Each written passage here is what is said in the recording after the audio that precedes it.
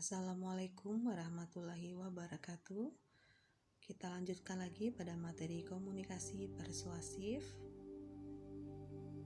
Kali ini kita akan lanjutkan membahas mengenai teknik-teknik komunikasi persuasif bagian yang kedua. Lanjutan materi yang kemarin yang keenam, teknik say it with flowers. Teknik ini berusaha mengambil hati sasaran atau persuadi dengan cara memuji kelebihan, kecakapan, kemampuan, dan kepandaian mereka. Pujian yang diberikan tidaklah berlebih-lebihan. Dengan adanya pujian memudahkan persuader mengambil hati persuadinya, sehingga persuadi akan tertarik dengan persuasif yang kita lakukan.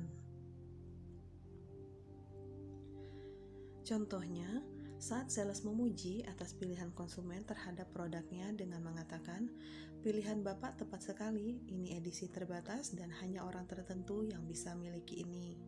Dengan memujinya, konsumen merasa senang sehingga sales bisa lebih persuasifkan lagi produk yang akan ditawarkan.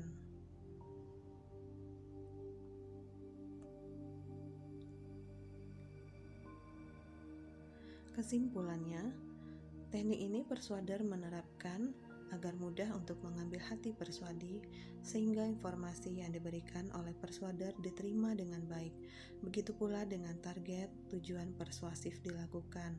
Semula ingin satu tujuan, namun karena adanya feedback yang baik, maka tidak menutup kemungkinan untuk dapat target dengan tujuan yang lainnya.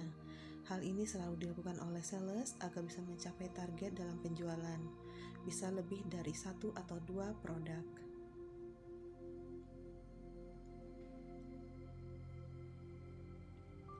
Yang ketujuh, teknik don't ask if, ask which.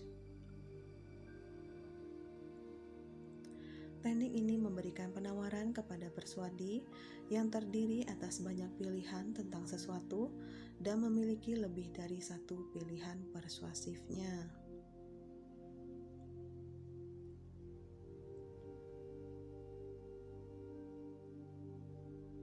Contohnya, seseorang memasuki sebuah mall, kemudian mengarah ke bagian kosmetik. Tidak lama kemudian, sales memperhatikannya dan mendekati konsumen tersebut, lalu bertanya kepada konsumennya, "Kosmetik apa yang Anda cari?" Dari reaksi konsumen tersebut, dapat dengan mudah terbaca oleh sales untuk mencari tahu kosmetik apa yang diperlukan oleh konsumennya.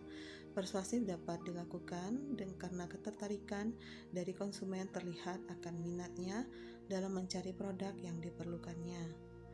Sering kali kita melihat pada saat membeli kosmetik, sales menawarkan paket atau berupa beberapa produk. Kesimpulannya dalam teknik ini, bahwa teknik ini langsung mendekati persuadi dan memberikan persuasif berdasarkan atas minat dan reaksi dari persuadinya melalui pertanyaan yang langsung menjurus pada sasaran yang akan dituju oleh persuadi. Hal ini memudahkan persuader dalam mempersuasifkan persuadinya.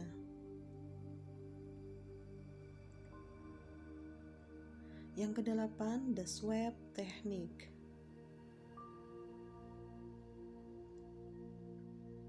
Teknik ini dilakukan dengan cara barter, baik yang berkaitan dengan barter barang maupun informasi.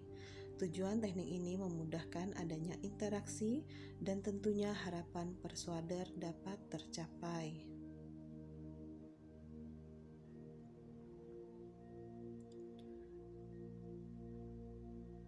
Contohnya, seringkali kita mengalaminya tanpa disadari.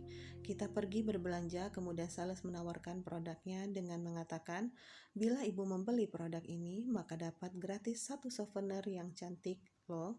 Kalimat ini digunakan oleh sales untuk menarik minat konsumennya.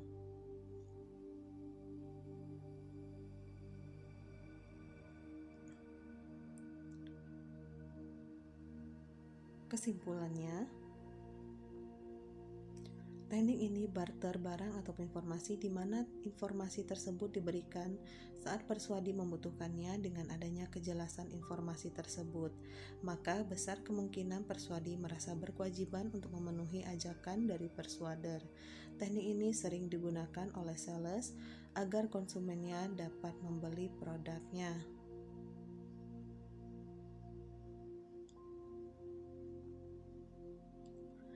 9. Reassurance. Teknik ini menjalin secara psikologis dengan sasaran persuasi atau persuadi Anda. Hal ini dilakukan setelah memberi persuasi kepada persuadi tentang berbagai hal, maka jangan biarkan hubungan yang telah terjalin terputus begitu saja.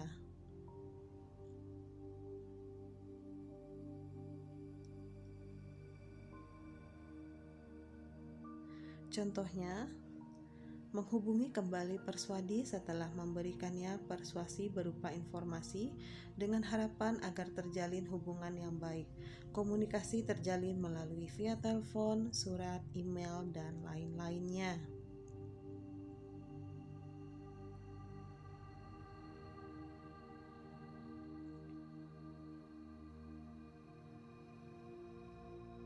Kesimpulannya, teknik ini sering digunakan dalam dunia marketing sebagai wujud kedekatan psikologis antara sales dengan konsumen. Dengan adanya komunikasi yang baik, maka tercipta relasi yang baik pula, tidak menutup kemungkinan akan adanya repeat order bagi konsumen untuk produk yang ditawarkan oleh sales tersebut.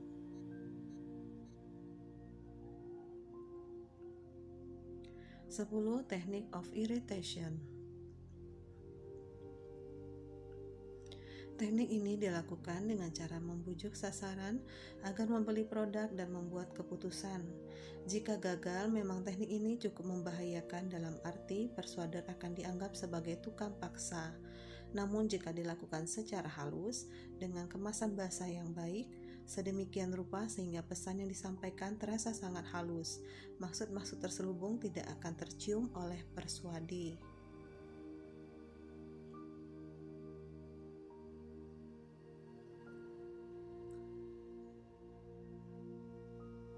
Contohnya, saat Anda pergi berwisata ke suatu tempat, kemudian seorang fotografer lokal yang berada di sana mendekati Anda.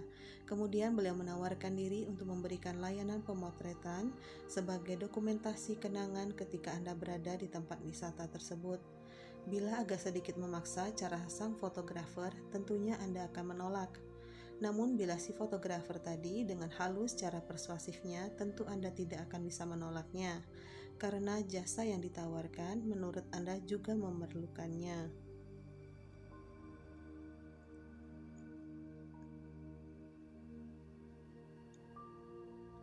Kesimpulannya, teknik ini bisa membuat risih persuadi bila persuader agak memaksa memberikan persuadi persuasif, sehingga persuadi kesal dan menolak informasi dari persuader tersebut. Namun berbanding terbalik kenyataannya, bila persuader mampu mendekati persuadi dengan cara, etika, serta berbicara yang baik.